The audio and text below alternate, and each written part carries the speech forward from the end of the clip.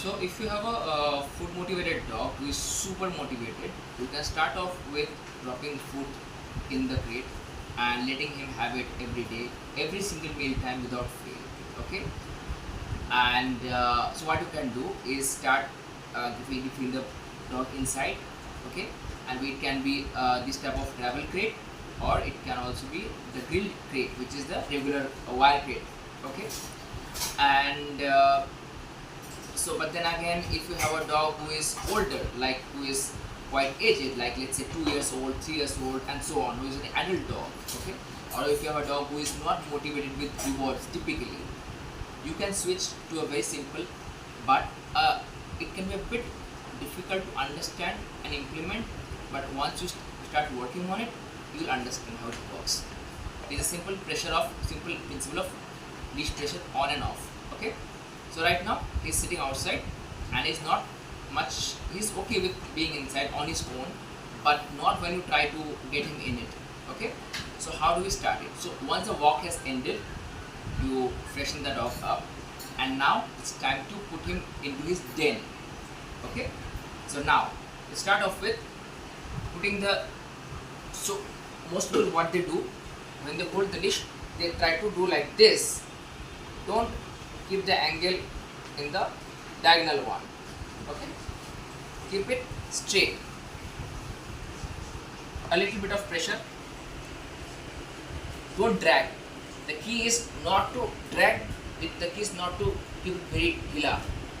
Keep it consistent, because constant back and forth, slow and tightness, no, tightness and slackness, tightness and slackness, it will result in a mixed reaction, mixed communication with the dog. We want to teach the dog to get him inside, plain and simple. Take his first step.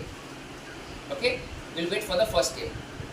Now he's fighting. So your dog might not be patient, but again, if you are attempting it after a walk, it should be much easier to do, ideally, because your dog would be less adamant about not cooperating. Okay, so now what we're looking for is even a half step towards this direction. The moment that happens, we'll slacken the leash.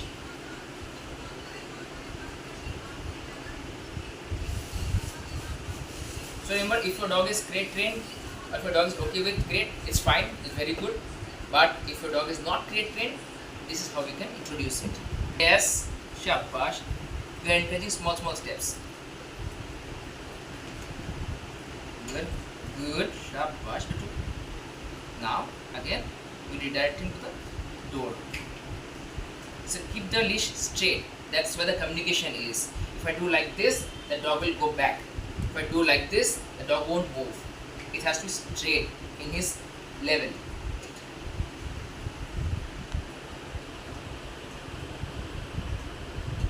Good, shabash. I immediately slacken the leash and follow it up with a little bit of praise. Not too vigorous praise, but gentle praise.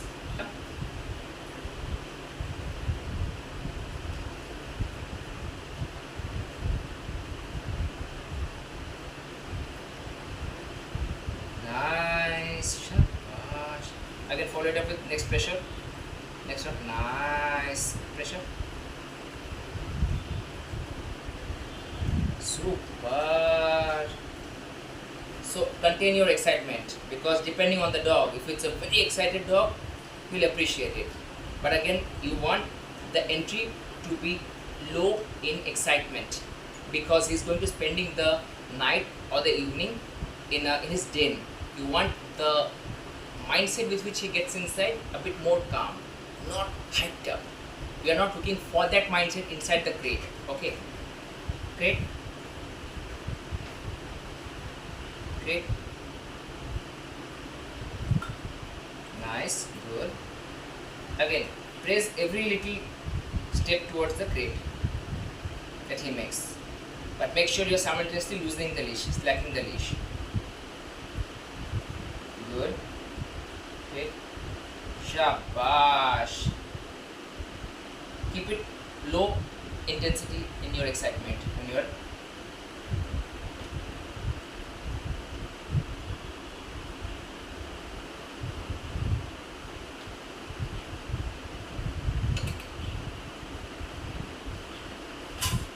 super. crate. Got it? Once he's inside, do not get into a squeaky mode. Shabash! No. Because that will only multiply that mindset of super excitement. Okay. So now I'll again open it. I will try to rush. Now how do we develop and reinforce more patience? No. Open it. No. No. No. No. No. So now teaching him to be more and more patient, even when the crate door is open or if it's closed, because sometimes you are able to get the dog inside the crate. No. But what happens? The dog is super eager to join the pack, which is you or your family back again. So the easiest way to develop more patience, like more calmness, is by using this drill.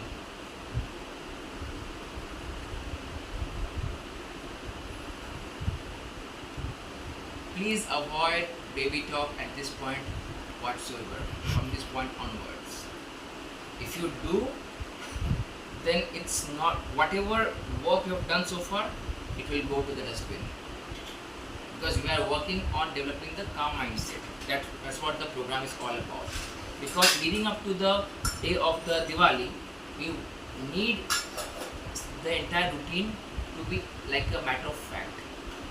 Not too much excitement, not too much over the top, because that is what he carries. If the dog is super excited, super pumped up, it always stresses the nervous system out. So you need the calmness as a matter of routine, as a matter of everyday lifestyle.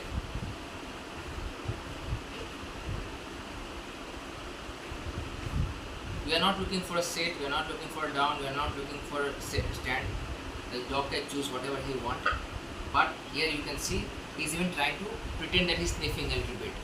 So we say no. Because the next step right after the sniffing is step out. So he's still not settled, as you can see from his body language. He's still expecting something.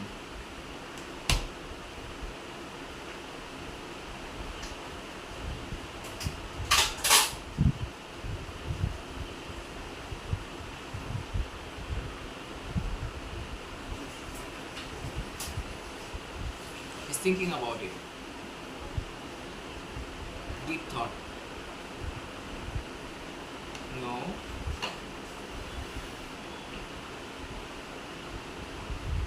Now he has settled down, but not fully, because the hind legs are still not like this. It's like this. So he's still waiting to boom, explode.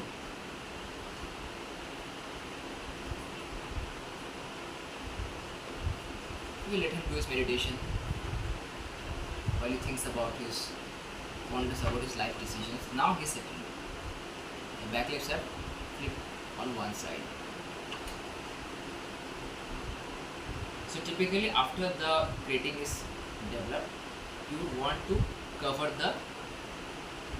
the outlets, okay, which is the areas where he is likely to get more light. So you want it to resemble a little bit of like a den-like structure.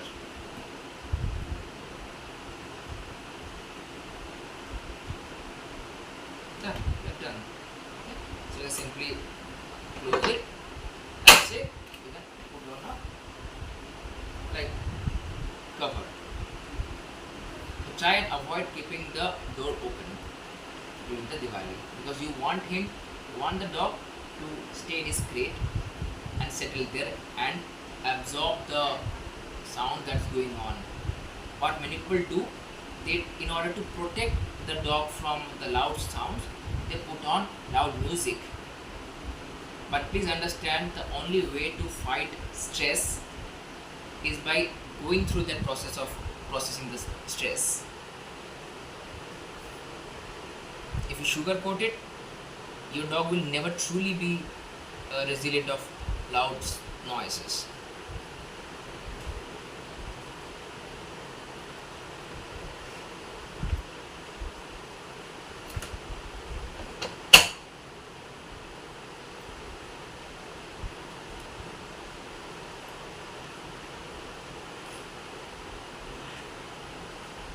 done.